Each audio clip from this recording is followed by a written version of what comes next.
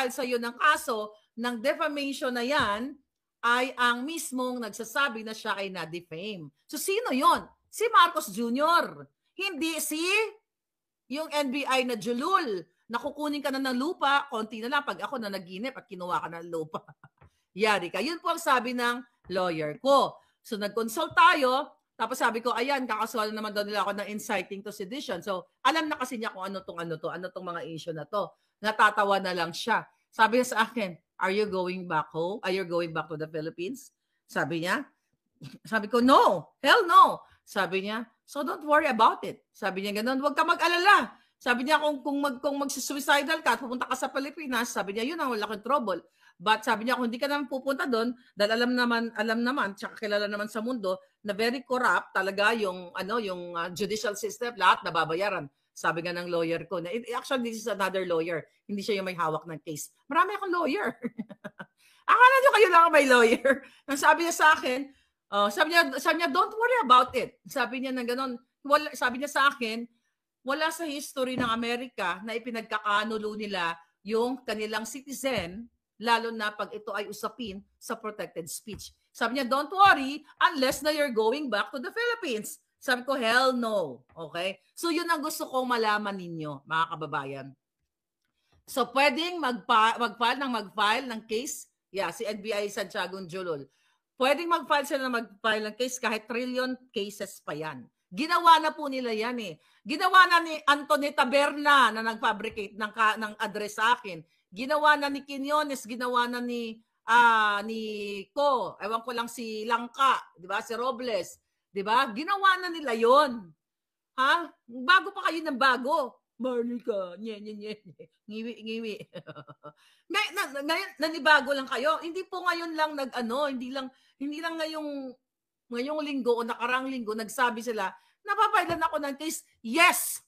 Tambak po ang kaso ni Maharlika diyan sa Pilipinas dahil gumawa ng peking address silang mga bangag para maisakatuparan nila ang paglapastangan o pag-abuso ng judicial process sa Pilipinas. Pero ang tanong, pagdating po sa Amerika dito, ay nilalabanan ko sila.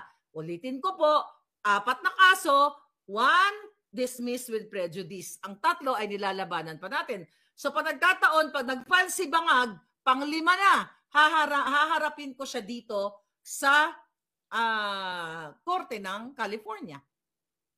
Kasi hindi po ako syunga katulad nila. Umuwi ka dito. Hoy! NBI Director Julul. Okay? Uuwi ka dito. Nakakaloka. Nakakaloka talaga. Alright. Kaya galit na galit itong mga itong mga trolls nila at yung mga binabayaran nila. Imagine mo, gumagasto si Lisa Tanas, si Bangag Jr. magbayad ng trolls. Milyon piso. Maliban pa sa kaso sa mga trolls to attack me. Diba? Sila talaga nagpakalat ng mga fake news against me. Ako ba apektado? Hell no. Why? Kasi smart naman yung mga tao eh. Smart naman kayo eh. Hindi naman kayo nagpapaniwala sa mga kasinungalingan nila. Pero bakit sila galit na galit kay Maharlika? Kasi milyon Pilipino ang nagigising sa mga expose ko simula sa smuggling ni Lisa Tanas, sa smuggling ni Bangag, sa kanilang bribery, sa pagnanakaw, sa pangingidnap, now yung mga ransom na nangyayari dyan sa Pilipinas. Ang mga krimen talagang sobrang talamak na. At now, ano ang naging impact sa mga pasabog ni Maharlika? Bagsak na trust rating at approval rating. Inciting to sedition ba yan? Hindi po yan inciting to sedition. Ang ibig sabihin yan, ang mga Pilipino dahil matalino, alright, nagising sila, naniwala sila, nakinig sila sa kay Maharlika. Excuse me, ang mga naniniwala sa akin, hindi mga dugyot, katulad ng mga follower ni Bangag o mga addictos na katulad nila, lawyers, doctors, engineers. Name it. Hindi mga dugyot na tagutom na nanglilimahid at nagpapabayad kay Bangag. Hindi ang mga nakikinig sa akin, hindi yung mga walang alam dahil sunog na yung utak nila. Kaya po galit na galit ang Marcos Bangag administration. Gusto ko ipadukot lahat, ipa-assassinate, lahat na po yan. At hindi ko naman sila at hindi ko talaga tatantanan kasi akala nila nung first case pa lang ni Taberna na nagawa si Taberna ng peking address ay mananahimik na ako at matatakot na. Pero nagkamali sila. And now, the Vice President, di ba, nag-speak up na at isa din sa tina-target nila. Okay? Sabi ni Ann Kerr, nakakatakot sa Pilipinas ang daming crime. Talaga naman, there's no point para magbakasyon kayo sa Pilipinas sa panahon ngayon. Ang tanimbala, kung magbakasyon kayo, doon na lang kayo sa Netherlands. Sa dahig kayo pumunta, mga palangga. Kaya ako, mga kababayan, hindi ako natatakot o nasisindak sa mga balita na binabalita ng mainstream media na kaso ni Maharlika, patong-patong na hindi po yan nakakatakot. Matagal ko nang alam na patong-patong talaga ang pinabricate nilang crime laban sa akin. Okay? Ngayon, the ultimate solution nila para manahimik si Maharlika ay i-extradite daw ako. Wala nga, sabi nga ng lawyer ko, that's impossible. Hindi ka naman dumorgor ng tao, hindi ka naman nag-terrorize or something, anong ginawa mo? At yun ay protected speech. Ang tanong nga niya sa akin sabi niya, ayun bang video na inano mo, na sinend mo? Sabi niya, yun ba ay totoo? Ganyan. Of course, darling. Sabi ko na gano'n, authenticated yun. Dalawa pang bansa ang nag-authenticate. Then there's nothing to worry. If they will file a case, then let's answer it. Diba? Katulad ng ginagawa sa'yo ngayon. Doon mo maipipresent itong authentication na ito. O diba? Kaya nga sabi ko nga sa iyo, Bangag, ang tagal naman. Mag-file ka na ng kaso sa California. Diba papunta-punta si Lisa Tanas dito? Mag-file na kayong dalawa sa kajotahan ninyo. O, asa na ba si Lisa Tanas ngayon? Sa debut ni Minda Diaz, inciting to snortation. Inciting to addiction or to inciting to singotition. Pwede din singotition, no? Or singhodition, whatever. Ngayon, ayan, mamaya na may mga tumatawag sa atin. Mga palangga, okay, challenge talaga sa mga bangag na yan. Saan nila isisend yung subpoena? Sabi ko nga kanina. Okay? Saan nila isisend yung warrant of arrest? Sabi kasi ng mga tanga, naku Maharlika, matakot ka na dahil may warrant of arrest. Mga syunga, 2022 pa lang may warrant of arrest na ako sa fabricated crime na ginawa ni Taberna, yung buwaka ng inang yan. Yaan dapat in-expel na yan sa kanyang grupo. In-expel na yan dahil yun na manawagan nga ako. Matagal na ako nanawagan. In-expel dapat yan dahil gumawa siya ng peking address sa kapagsabuatan ka kay Lisa. May warrant of arrest po ako dyan. Then, hindi ko na alam kung 2023. Noong 2024, ilang warrant of arrest yan? Ang dami. Hawak ko nga yung mga kopya ng warrant of arrest nila na ginagamit ko. Ginagamit ko sa akin mga kaso dito, mga palangga. So, yan. Okay? Na-forward na natin lahat. Sa FBI, na i-forward na natin yung mga warrant of arrest nila. So alam na ng gobyernong Amerika na ginigipit ako at pinasinusupress ako ng bangag na administrasyon. So ulitin ko po muli, paano isi-serve ang warrant of arrest kay Maharlika? Sa katutak yan. Kasi gigil na gigil si Santiago Yan, namuwi ka dito Maharlika. Uwi ako para patayin nyo? Ano ako, tanga katulad nyo? Tinatakot. Parang ako natakot ipa-deport daw. Huwag po kayo maniwala, hindi po ako madi-deport. Okay? Well documented po tayo dito. Okay, mga kababayan, hindi po ako TNT katulad ni Erich Gonzalez tuloy. Nadamay tuloy. Ni Erich Sylvester. Mapapa-deport ka lang po kapag may krimen kang ginawa. Okay? Or, wala po akong ginawang krimen sa Amerika. Hindi po yan totoo. Yung yung mga sinasabi ng mga bangag, Maharlika ipapadeport na. Ganon din dati ang sinabi ng mga dilawan sa akin ng panahon na tayo ay kakampi pa ni Bangag, di ba? Ako ay padadala ng cease and desist letter din ng mga dilawan dahil ako ay tinawag na supporter ng mga magdanakaw, supporter ng mga mamamatay, mamanggugurgur na tao sa mga matas, which is totoo naman pala. Pero yung mga dilawan, tumahimik na ngayon. Yan din po yung sinasabi nila, mga kababayan, na ako ay pa-deport. Napa-deport ba nila ako? Diba? Sabi ni Romantic Moon. Nadamay tuloy si Erich G na napakaganda. Anyway, diba? Hindi po yan totoo. Okay? Hindi rin po totoo na mapapadampot nila ako sa Amerika. wala po jurisdiction ang mga bangag. Para na sa mga follower ko na nag-aalala, madadampot o magugur lang po ako pag nagdesisyon ako na pumasok sa bitag ng mga demonyo sa airport ng Pilipinas. Sinabi ko na yan sa inyo.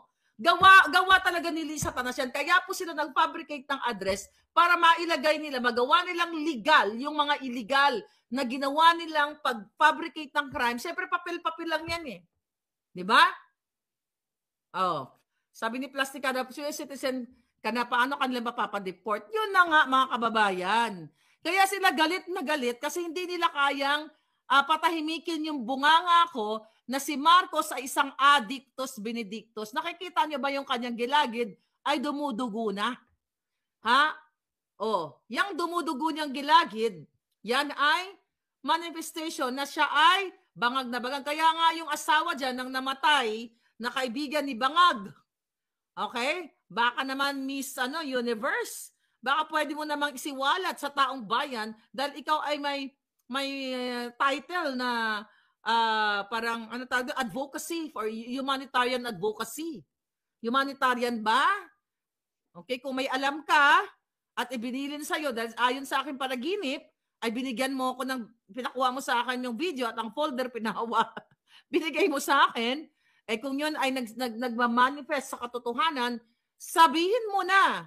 Diba? Sabihin mo na kung anong kinalaman mo dito kay bangag-bangag na ito. Huwag ka nang magkunwari kung may kinalaman ka. Dahil yun ang sabi sa ating panaginip.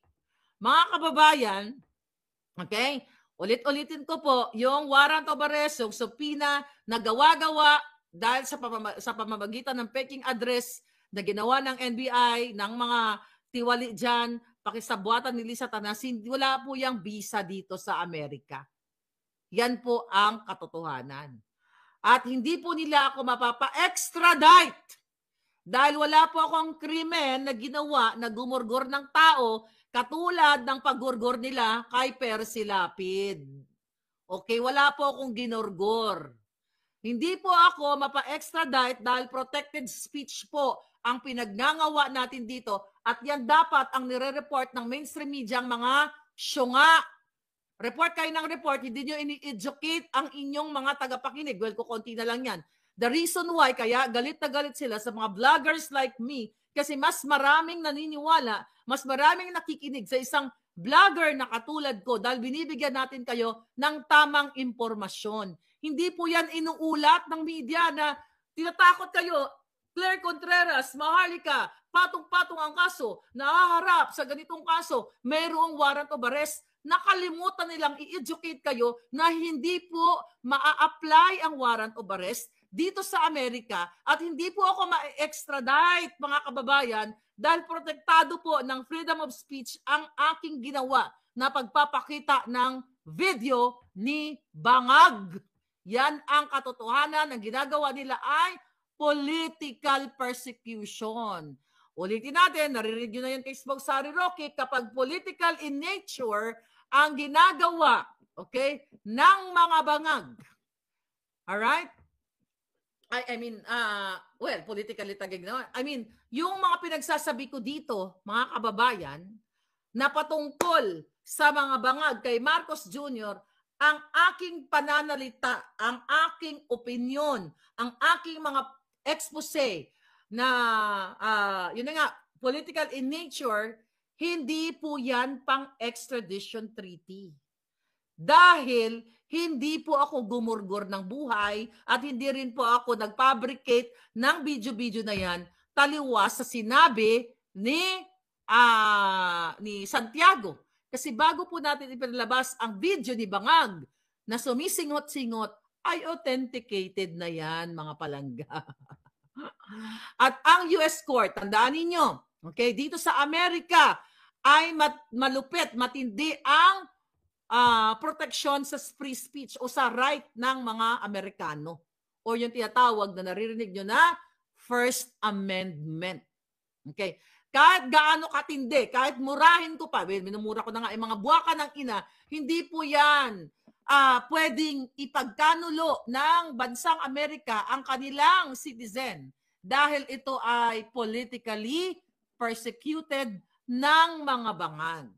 Bihira, ay wala pa po sa history, I believe, ng Amerika na pinagkanulo nila ang kanilang tao dahil lamang sa pagtuligsa pagbigay ng mga kritisismo o pag-expose ng mga tiwaling politiko, okay, sa labas man o sa labas ng bansa, sa labas at sa loob, di ba? Kasi hindi naman po yun gumurgur o nagbang-bang-bang. Kaya sabi ko nga, itong mga media sa Pilipinas ay kulang sa kaalaman o nagbubububuhan kayo o bulag pipi at bingi. Dahil kayo ay natatakot. Dahil kayo ay magurgur ng mga bangag o bangag na si Marcos Jr. at si Lisa Tanas. Okay? Wala pong bisa ang warrant of arrest na binaigawa ni Lisa Tanas, ni Marcos Jr., ni NBI, ni DOJ, ni PNP, lahat wala pong bisa ang kanilang warrant of arrest dito sa Amerika. Yan ang gusto kong ipaunawa sa inyo, mga kababayan. Dahil wala po akong sinabing ka-insight. Meron, di ba? Yung video ni Bangag ay inciting to singhodition. Ini-incite niya ang mga Pilipino na suminghot na suminghot katulad nila, katulad ng PNP na sinasabi na ang pagsisinghot ay parte lamang ng mga pulis na nagtatrabaho na ma-extend ang kanilang hours dahil puyat sila, so kailangan nilang suminghot. Kaya kung meron man dapat kasuhan dito ay si Marbil, inciting to singhodition o addiction o kung ano pa man. Diba? Nakita ninyo? Yan ang inciting to singhodition. Kasi nagpapakita na ang Marcos Jr. ay hindi nila binibigyan ng aksyon. Ang mga pulis, hindi nila binibigyan ng aksyon. Hindi nila ginagawa ang kanilang trabaho para panagutin si Marcos Jr. So, hindi po dapat si Maharlika at si Harry Roque ang kinakasuhan ng inciting to sedition, kundi itong mga inayupak na to, inciting to singhodition o singhodition whatsoever. Right? Kasi kitang-kita sa ebidensya, ang sabi nila, hindi daw si Bangag yun. Sino yun? Sino yun? Sige nga. Kaya nga challenge ko si Bangag. Bangag, Marcos Bangag Jr., file a case here in California. Civil case, di ba? Magaling naman kayo, di ba? Kaya niyong gastusin ang pera ng bayan, milyon-milyon para mag-file ng case against me at mag-hire ng mga mamahaling abogado. Well, the fact na sa Amerika, nag-file ng case mamahalin, ginagastos nyo ang pera ng bayan. Eh, di gastusin mo uli ngayon. Kasi gustong-gusto ko yan, magharapan tayo dito sa korte. Gusto ko marinig ng buong mundo ang kaso mo laban sa akin. Magbabakbakan tayo sa korte. Yan ang iniintay ko. Pala kay Sir in California. Kasi mga kababayan, huwag kayong umasa na haharap ako sa korte ng Pilipinas. Hindi po yan mangyayari over my dead, gorgeous body. Or, mauna mo nang magurgur ang mga hitad. Hindi po mangyayari na ako ay haharap sa korte ng Pilipinas. Hindi po ako suicidal para magpagurgur sa mga jutang ginimes. Ano daw? Busy sa soyopsession. Alright? Okay. Sabi ng mga, okay, ba't ganito? Ayan. Ano sabi? Busy? Busy sa soyopsession? Alright.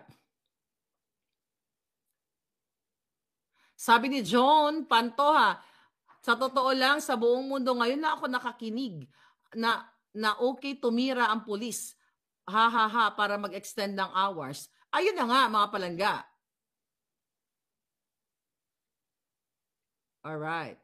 Ang daming mga ang daming mga pakawala ni Bangag. Ayan, gurgur kayo ngayon.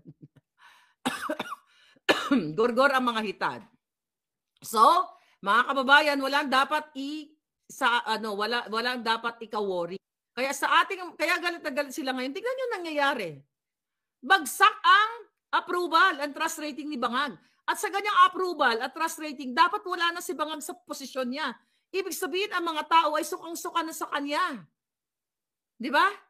Sukang-suka na sa kanya, mga kababayan. Yan ang patunay na galit na ang mga tao based dan sa kanilang ano tawag dito sa kanyang trust rating. Okay? Yes. Basa natin tong ano na to. Oo, yan, kapopost ko lang dyan. Na ano sabi mo? Okay, may lamok. Yan, ang mga bangag. Sino yung mga magnanakaw sa Kabanang Bayan? Marcos, Araneta, Romualdez. Sabi ko nga kanina sa post natin sa Facebook, ingrato sa Pilipino, itim, di ba? Yan ang sabi ni Marcos Jr. Ay, ni Amy Marcos, yung kanyang political ads. T, traidor sa bayan. I, immoral ang pamumuno. M, magnanakaw sa Kabanang Bayan. Yan ang itim na mga Marcos. Yan ang katotohanan, mga kababayan. Kaya sila talagang galit na galit dahil sila ang tunay na maitim ang budhi. Sila talaga ang nagpapahirap sa inyo. Sila ang nagbibigay ng kadiliman. Libo-libong mga tao ang tinorture nung panahon ni Marcos Sr. Totoo naman pala yun. Okay? Pero ang mga dilawan ngayon na nagreklamo, katulad nila Dilima, katulad ng mga hinayupak, magkakakampi na sila. Kaya sabi ko sa inyo, wala na pong kayong aasahan. Huwag nyo na iboto yung mga ano na yun. Yung pula, yung pulawan at mga dilawan. Tingnan mo, nag-aalisan yung kanilang mga kandidato. Ano ibig sabihin? Nakikita nila sa ground. Nasukang-suka na yung mga Pilipino. Okay? Sukang-suka na yung mga Pilipino sa bangag, sa mga pulawan. Kasi mga traidor nga sila sa bayan.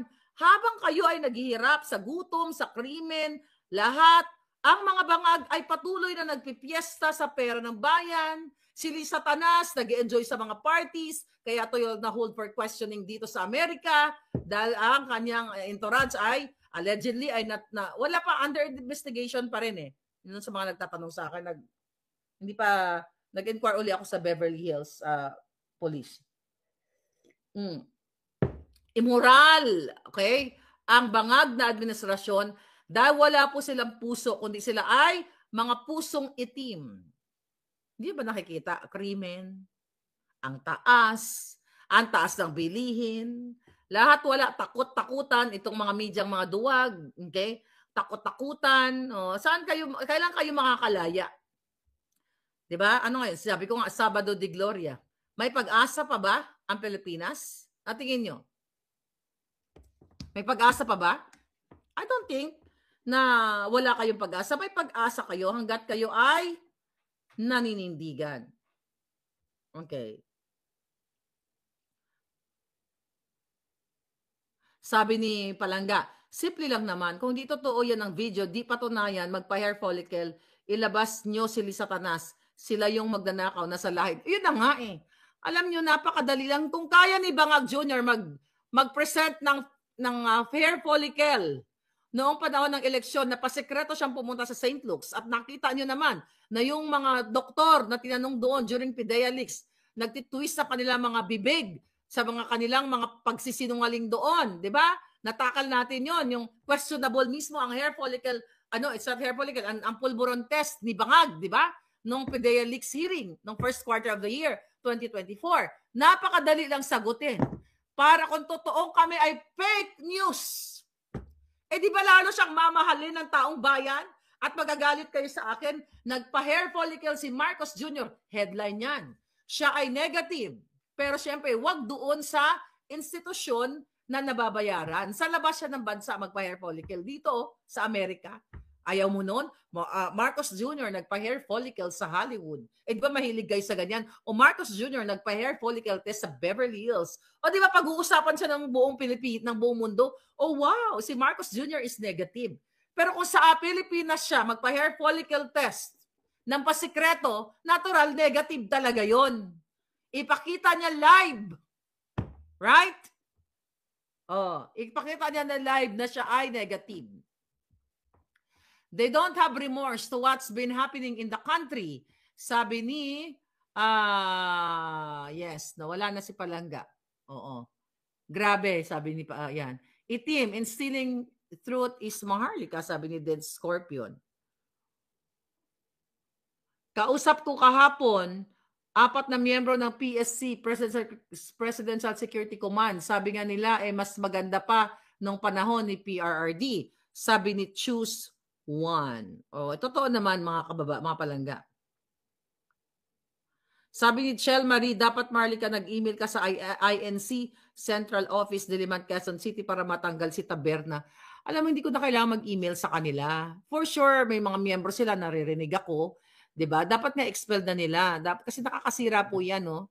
Nakakasira yan sa kanilang religious group, sa kanilang pananampalataya, na may isa silang miyembro na naging kasangkapan ni Lisa Tanas ni Bangag at nag-fabricate ng address para lamang gumawa ng kwento o gumawa ng kaso gamit ang fraudulent activity niya. Alright? Number 56, Attorney Vic Rodriguez para sa Senado. Sa lahat po mga nag-email sa akin na bili ng book ni Attorney Vic Rodriguez na Kingmaker, pasensya na kayo pero hayaan nyo pag nagkaroon ako ng maraming time, sasagutin ko po kayo isa-isa. Straight Duterte 10, sabi ni Smiling Eve. Alright. Ano to? Okay. Sabi ni Flor de Lisa Lacno, Miss Marlica, magtatanong lang, bakit alam mo mga nangyayari dito sa Pilipinas pero ang mainstream media dito sa Pinas walang alam? Bakit baliktad ang mga balita nila habang ikaw ay malayo sila nandito lang? Bakit kaya? Nako palangga, good question.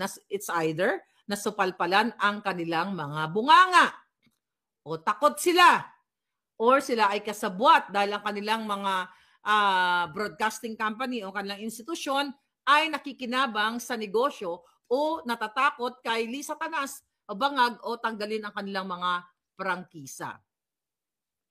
Dumudugo daw ang ilong ni Amy. Dumudugo din ba? Hindi ko alam.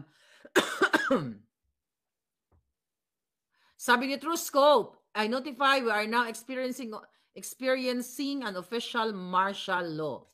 All right. It's Bella time. Nagkadugay, nagkabata ka, madam. Skincare reveal. Ay, talaga? Of course. Oo nga. Nasunog ako actually. Ayan, pakita natin skin. Ayan nyo, magkakaroon tayo ng Maharlika line. Gusto nyo ba ng skincare? Mag-reveal tayo, pero darating tayo dyan. Pero thank you. Actually, nasunog ako sa Netherlands. Team yung dito ko, pero bumabalik-balik na ulit tayo. Yes, Bella time. Abangan mo yan. Alright? Okay.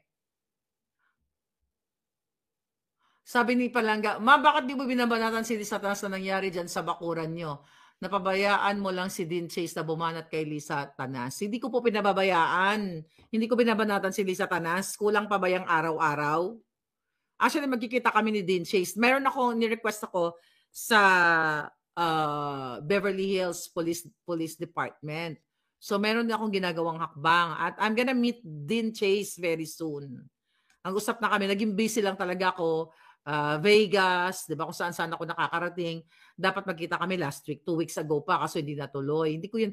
Sa tingin nyo, tatantanan ko si Lisa Tanas?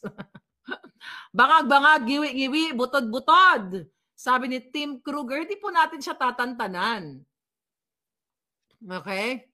Ngayon, ang sinasabi kong si Lisa Tanas ay nasa Pilipinas, hindi naman po malabo yan kung nasa Pilipinas pa siya, kung nasaan siya.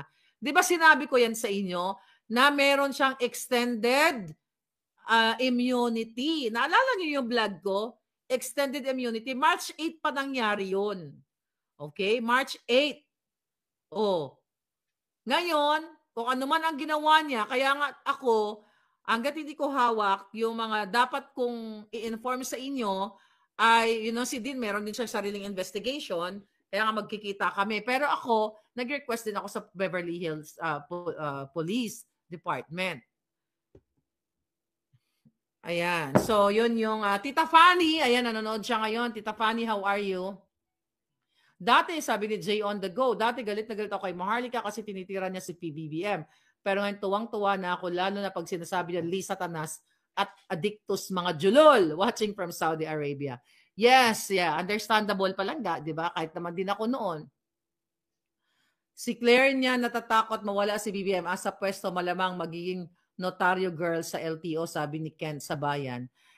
Sooner or later mawawala yan si Bangag. Nakita niyo yung trust rating niya, bagsak na yan. Dapat nga